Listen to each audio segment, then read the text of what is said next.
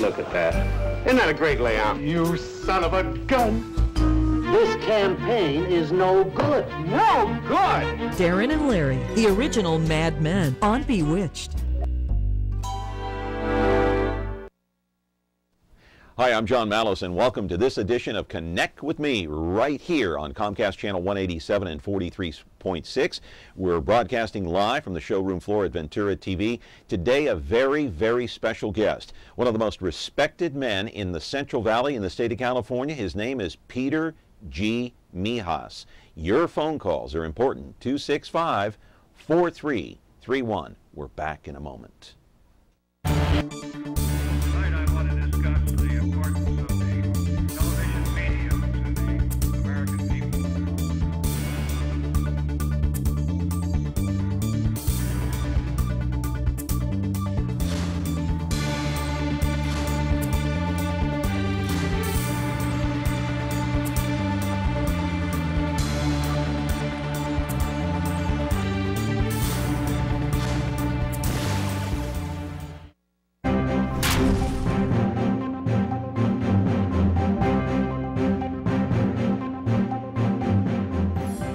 No doubt about it, this is a Your Community segment because our guest today has been a part of our community for many, many, many years, way before I was even thought of and before I ever thought about coming into Fresno.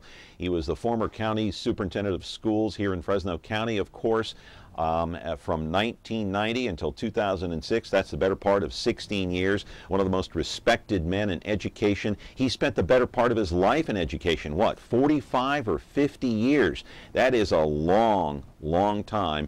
Basically, he spent so much time trying to help kids, educating kids, being a principal, being a teacher, being a superintendent.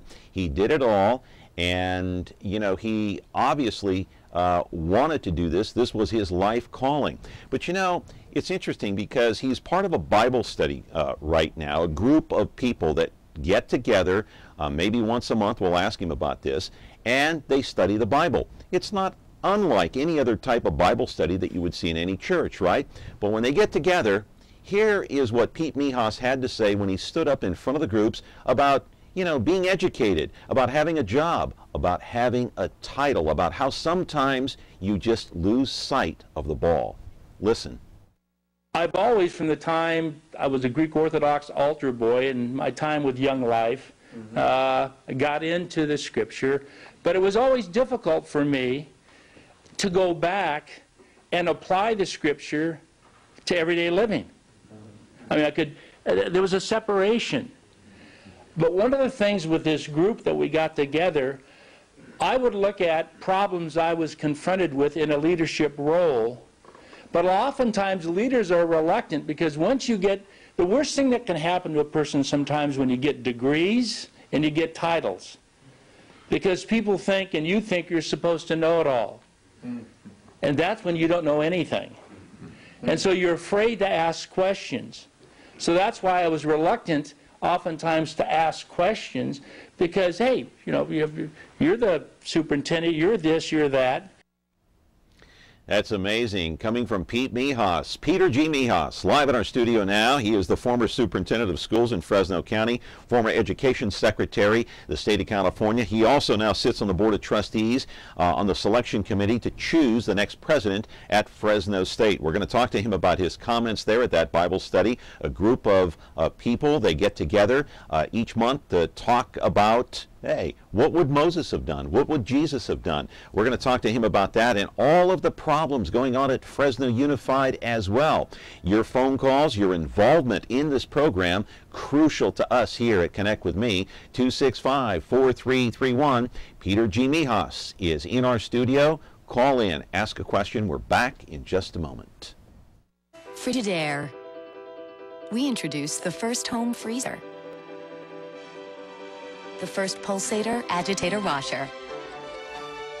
And now we introduce the Frigidaire Orbit Clean Dishwasher, designed with a unique wash arm that gives you 4 times more water coverage for a consistently better clean. Frigidaire, over 90 years of legendary innovation. See the full line of Frigidaire appliances at Ventura TV Electronics and Appliances.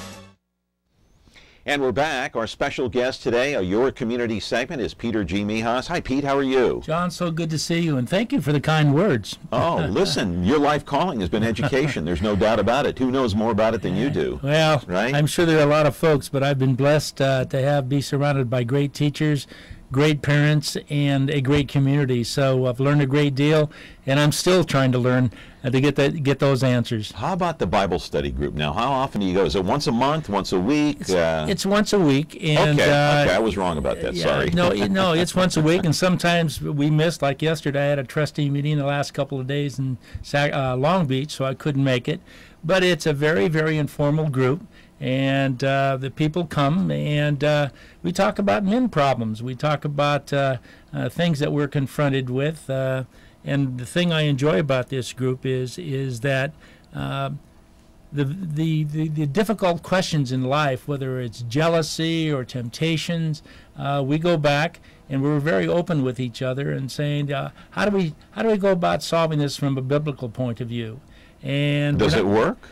Well, I think it gives us cause to think and to understand. And yes, it gives us a roadmap that we're not the only one that had that problem. And if David had a difficult time solving that problem, what do we expect from ourselves? But yes, it does. It gives us pause for reflection, and also with fellow men to look at real life experiences and say there's some hope and there's some solutions to our problems. Your words and your speech during the video in the opening of this program kind of ring true. Now, as superintendent of Fresno County Schools, obviously, you were there 16 years. Is it true that you actually were afraid to ask a question because, gee, what would they think? I'm the superintendent. I'm supposed to know it all. Were you afraid at the time to ask any questions? Absolutely. There are times when you get degrees. There's an image that you're supposed to know those things, and I think that's when you quit learning. You quit learning when you don't ask questions. You quit learning when you're not afraid to admit, I don't know that. Yeah. And I think that's what was helpful to me, to finally say, be comfortable with yourself and to ask questions and to show that you don't know as much as that degree says you know. Good morning. You're on Connect with me. How are you? Well, we had a call. I guess they got tired of waiting. But yeah, it's so true, and it's interesting to hear you talk about that. Now you sit on you're a member of the trustee committee, right, to choose the next president at Fresno State. Dr. Welty is going to be retiring. When's his last day, by the way? His last day right now looks in June, sometime in June. Okay. The applications for the position, that was a national search. We have a large pool of people, well-qualified people. Here's my application. Is it too late to... No, I'm just kidding. Well, you're like everybody else. No. I've had more Cousin Vinnies, call up and say, hey, my Cousin Vinny would make a great president. But boy... My Cousin Vinny? Yeah, my the cousin, movie? Absolutely. They think that it's being a college president. But they think it's easy, don't they? I'll tell you, when you're a university president today, it wasn't like the old days. It's 24/7, and it's complicated even when you have now Division I athletics. Yeah. In the old days, you had to pager. Now it's cell phone 24 hours a day and texting. Very difficult job. Oh, my gosh. Oh, boy. Good morning. You're on Connect with me. How are you? Yes, I've got a solution about crime in the valley. Okay. Speak up, please. Speak up. Yeah, I think there should be Jesus dying on the cross everywhere. You know what I'm talking about? Well, what I'm trying to say is Satan doesn't like crime. He doesn't like anything about criminals. So, in my opinion, I think that's what should happen. Okay. Because the wicked doesn't like Jesus, and that's my opinion on that. I hope it helps somebody. Thank you for the call. I really appreciate it. You can probably relate to that. You're part of a Bible study, and well, I think one of the things I taught a class one summer at SC in Stanford, and I took not from a theological point of view, but I took Christ and his disciples, and I said a lesson we can learn from that when you speak out and are committed to a cause. there's a price you're going to pay. There are consequences. And if man could take a person like Jesus Christ, which many of us to believe to be the Son of God, but he was a popular figure. If they can take him one week and give him a parade and say, you're the greatest thing since sliced bread, and then the next week crucify him, what do you think they can do to our leaders now? So there's a lesson that we can learn. Let me ask you, you were in LA yesterday. What's the update? What's the status of the search for a new president here? It is progressing very well. The applications have closed. We have, in April, my committee is going to get together and go through all the applications, and then we'll decide which ones we will choose to interview. Then we will interview them. Then we'll make the recommendations to our trustees, the CSU trustees. The CSU trustees will decide which ones they want to bring forth for an interview. And then hopefully by the end of May, we'll be able to have a successor to Dr. John Welty. All right. You went to Fresno High, Fresno City College, Fresno State. You're a Fresno guy. You've known Dr. Welty for years. Probably no one knows him better than you. How would you rate him as a president? His biggest success, he's had a lot of success there. He's also had some downfalls, some pitfalls, just like any human being. What's his biggest success? What was his biggest downfall? I think Dr. Welty, in many areas academically, that he's highly respected in the area of by the faculty in terms of his academic knowledge. I think his large success, which benefited the students, was his ability to raise funds, his ability, and those funds didn't benefit him directly. They benefited the faculty, they benefited the students. And the school. And the overall. School. He would go to the Earl Smith Camp Honors Foundation, which is an incredible program. So you're talking about fundraising, basically. Oh, he's one of the best out of our 23 campuses, he's consistently, Fresno State is consistently in the top 3. Right. And those funds go directly to students like the Earl Smith Camp Honors Foundation, like the Lyle Schools of Engineering. All of these programs require funds because when the state has cut you 37% of your budget, total budget, you need to find ways. You got to be creative. You have to be creative. And so I would give him very high marks for his fundraising ability academically. I think there's been areas that he's had an Achilles heel is in the athletics. Sometimes your athletic directors and it was, You're talking about, well, let's see, the point shaving scandal. Remember that? Well, if there was one, there was that investigation with Tarkanian and all that kind of stuff. And then you had the lawsuit. Well, the gender equity. You had Stacey Johnson Klein, and you had three of those lawsuits. And so again, that area, but overall, you'd give him a good grade. I would give him very high marks. I'd give him B+ to A. And I think, again, as I told people when I was chairing the 100th anniversary of Fresno State, the gala and all that, I said, in 100 years, it's all about the university. It isn't about one individual. It isn't about one coach, one president. This is our university. So they're going to make mistakes in 100 years. But in 100 years, they're going to remember Jim Sweeney, I got to tell you. Well, great coach. He was absolutely, that Irishman, I loved him dearly. But life goes on. And I think the important thing is we need to support the university, even though that university has made some mistakes like we all have. And what university hasn't? Absolutely. Even the greatest across our land. Look at Penn State. Notre Dame, USC. Right, absolutely, they have. So on the whole, we've been very, very fortunate to have a president like John Welty, and to try. He set the bar very, very high on his replacement. And so our task is going to be a difficult one. All right, we're talking to Peter G. Mehas, the former Fresno County Superintendent of Schools, a great guy, one of the most respected men here in the Central Valley. We're going to come back and take a timeout, 265-4331. We're going to talk about Fresno Unified and the Bullard problem. Back in just a moment. I love a joke. Say, Lucy. Yeah, Ricky? A tramp came up to me in the street and he said he hadn't had a bite in weeks. What'd you do, bite him? Opening butler joke, buddy, come on. The master says to the butler, Jeeves, did you put fresh water in the goldfish bowl? And the butler says, why? They didn't drink up what I gave them last night. You know that ancient joke about the guy who saves his regiment, shoots the cook? No. How does it go?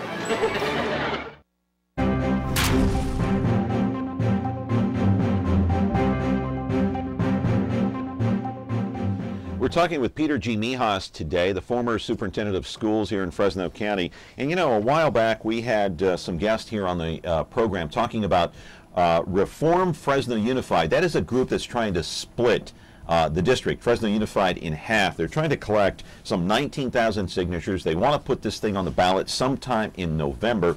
So Pete, what do you think about this group? What do you think about splitting the district in two? Has it become too large at this point? John, too difficult to manage? In the spirit of true transparency, let me admit that I have a real bias about size of school districts. I have spent a great deal of time studying this, and the larger a school district, the more you cut out an important element in the education process, and that's parents. Oh, okay. Parents are the child's first teacher. Parents have to access the system. And when you have a large school district, and look throughout the nation, special interests generally control the district, and an average parent can't navigate that bureaucracy. So that is why when I was county superintendent, spent a lot of money and spent a lot of time looking at the county of Fresno and said, how can we make things more efficient? Because school districts think they're sacrosanct. They think because they were constructed 100 years ago, that's the way it should be. Well, have things changed in terms of zoning in this county? Have we now have freeways? Have we now have technologies? So we are very reluctant, unfortunately, as educators, to look at new systems because we say, oh, bigger is better, and we've been Fresno, and we're the largest. So you're saying at Fresno Unified there's no parent involvement? In some schools, you have tremendous parents' involvement at some of the schools. On other schools, it's very, very difficult to engage parents. Is part of the problem, though, Pete, that some children, some students, they don't have a parent at home. They might have an uncle or a brother taking care of them. Maybe their parents are on drugs. Maybe they're in jail. The absence of parents in the home. So that you can't blame the school district for that, right? Absolutely not. I understand very well. I've worked in fact, one of the things I did as a superintendent, every 3 weeks, I would teach somewhere in the county. The best thing I did. And so I'm not talking a theoretical model. I'm talking basically, yes, I understand well the impacts of poverty. I understand of single parents, all of that. But what I'm saying is there isn't enough parent involvement at Fresno Unified is what you're saying. What I'm saying in some schools, in a lot, I can tell you a lot about a school about zip codes. I'll tell you about zip codes, and I'll tell you basically what the test scores are going to be and about the degree of parent involvement. What I'm saying is systems become so big, they become very, very difficult to manage. They become so small that at the same time. So I'll share with you sometime about what this study showed about the bigger the district, the more difficult it is for parental involvement in a large school district. Good morning. You're on Connect with Me. How are you? I'm fine, thank you. Good morning. I have a question for Peter Mehas this morning. Yes, sir. Go ahead. Just me, but been around for a while. I've noticed that John Welty has weathered all the storms. The guy is like a Teflon Don. They throw stuff at him, and it just flies right up. Nothing seems to stick, and he seems to come out smelling like a rose, irregardless of the scandal.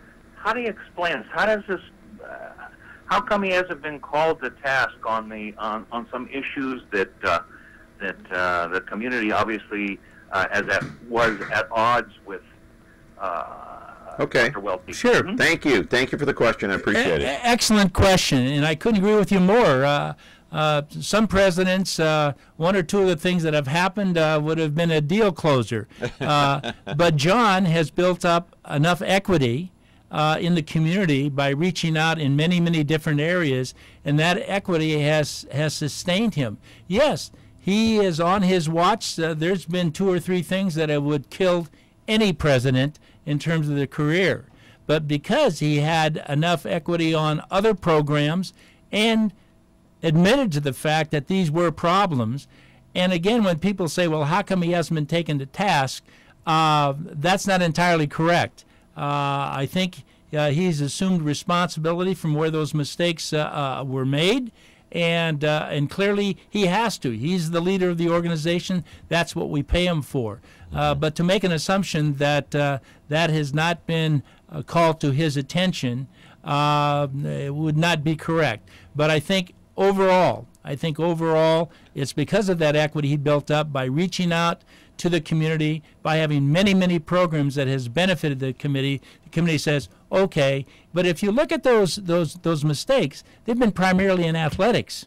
Those mistakes were high visibility mistakes in athletics, and so we shouldn't judge the whole academic institution because of a particular coach or a particular athletic director. So you're saying he was taken to the woodshed. I'm saying it was made very clear to him those shortcomings. Yeah, okay. Let's get back to Fresno Unified. So should the district be split in two? Do you agree with Reform Fresno Unified? I really believe that there should be a serious consideration of not just in two, maybe four. But you see, split it up into four districts. I think you need to look, and I'm very, very much aware, as county superintendent, the County Committee on School Organization is one of the first entities the State Board of Education looks at, for them to look at, because obviously you don't want to create de facto segregation. You do not want it. So this is, I mean, it's not an easy task to look at how you break up a district. But you should break it up, not just because you got a few disgruntled parents. You should break it up and say, what is the best way to deliver the best quality education to the students and get that parental involvement? And you would do that how? I think number one is, first of all, I think some of the parents at Bullard have legitimate concerns. And I think you try to mitigate them early in the game. That's why I think sometimes you say, okay, before we go to breaking up the district, maybe we look at a public charter school at Bullard. One option to look at. You sit down with those parents and say, what are the areas that we can mitigate? But the reason why I believe large urban schools need to take a serious look at, they just become too big to manage.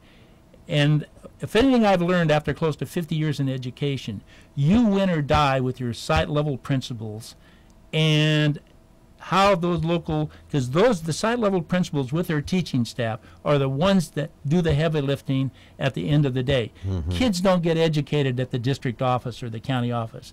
They get educated at the site level. So you put all your marbles, you put your best principal, you also give them the latitude with their budget and with their staff.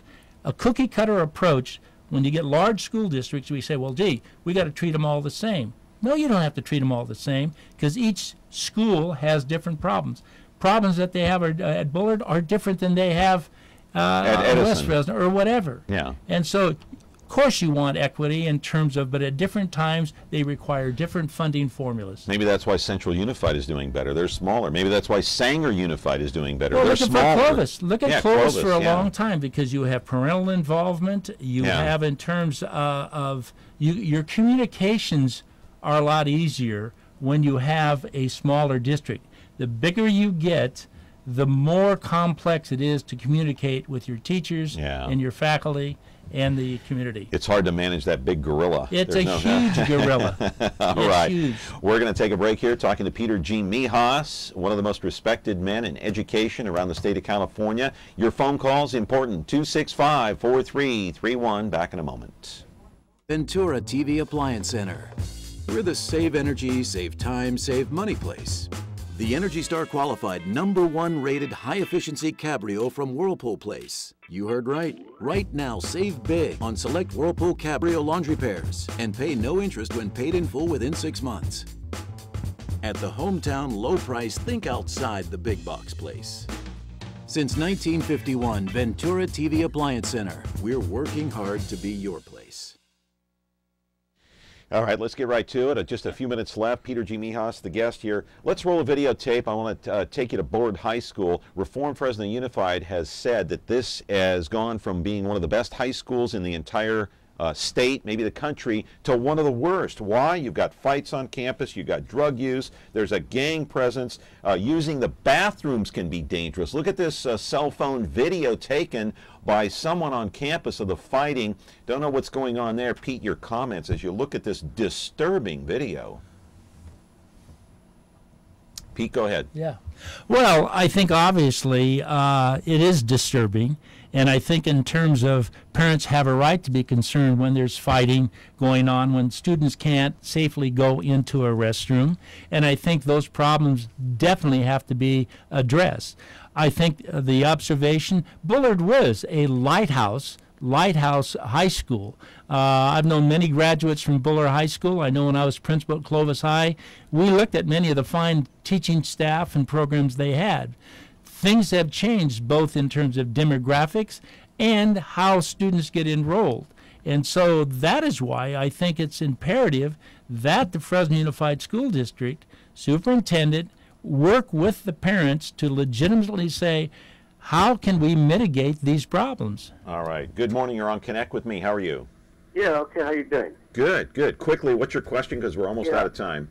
I got a question. I'm in a coalition regarding education level to areas and city employees and our schools. But we find out the city of Fresno hires people in positions without an education, and I think that's wrong. Okay, thank you for the call. Let me see if I understand the question correctly. Who hired people with what? The lack of education. Are you still there? Yes. Yeah, what's your quick question again? Pete didn't quite understand it. My question is the city of Fresno and other people claim they want education, but then they hire people that have no high school education or GEDs in positions they shouldn't be in, and that's wrong. Well, is that the city of Fresno or Fresno Unified School District? I understand that, but my question is on education level. Everybody should be concerned, not just the okay. Yeah. All right. Appreciate your question. Okay. Thank you. Whether it's a city of Fresno or Fresno Unified, obviously, if you have to make sure you understand what the task is and the appropriate education required in order to perform that function. Sometimes it doesn't necessarily have to be a degree.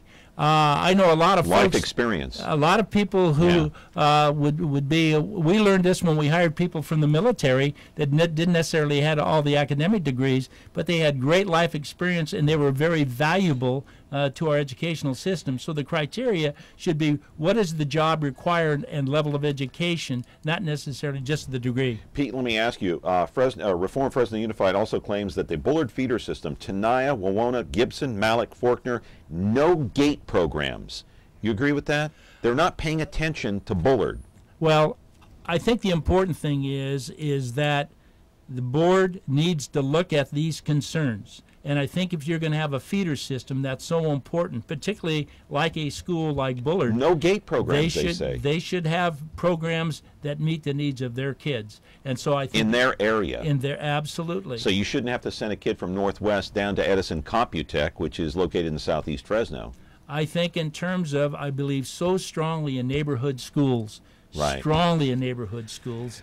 And that's why I think you need to have programs that feed into, just like Fresno High with the International Baccalaureate. They need to have middle schools and elementary schools that feed into Fresno High. Almost out of time. Michael Hansen, the superintendent, is he a uniter or a divider, in your opinion?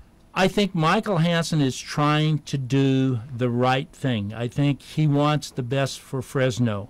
I think sometimes when you're under attack, he is under attack, too, by the media, by parents, absolutely, teachers, principals. I think it's been my experience when you're under attack, you don't circle the wagons. You go out. Is he circling now? Do you think? I think sometimes you get defensive, and I think you need to reach out and confront the community, accept responsibilities if there have been mistakes made, but also be willing to listen and say, listen, how can we solve these problems? Don't get bureaucratic. Why isn't he doing that then? Why isn't he reaching out? I don't know whether or not he's doing that or not. I would hope he would, because I think he has the best interests of the district, but I'm not that close to the situation that I know whether it's happening or not. 30 seconds. The school board, how would you rate them? Well, I think the school board's responsibility is to ask the tough questions, and I think that's why they're elected by the people. And if they're asking the tough questions and asking their CEO, who is Mike Hansen, why are we having this, this, and this, and what are you doing to mitigate it? If they don't ask those questions, then they're not meeting their responsibility. Please accept my apology. We're out of time. It goes by too fast. Thank you, John. Nice to see you. Can you come back? Oh, yeah. I'd be more. We could spend 2 hours talking about this. I would be more than happy to do that. Okay, we're going to get cut off or we don't go. But Peter G. Mehas, former superintendent of schools in Fresno County. Tomorrow, a very special guest. Don't miss our program. Have a great day, and our thanks again to Mr. Peter G. Mehas. See you tomorrow.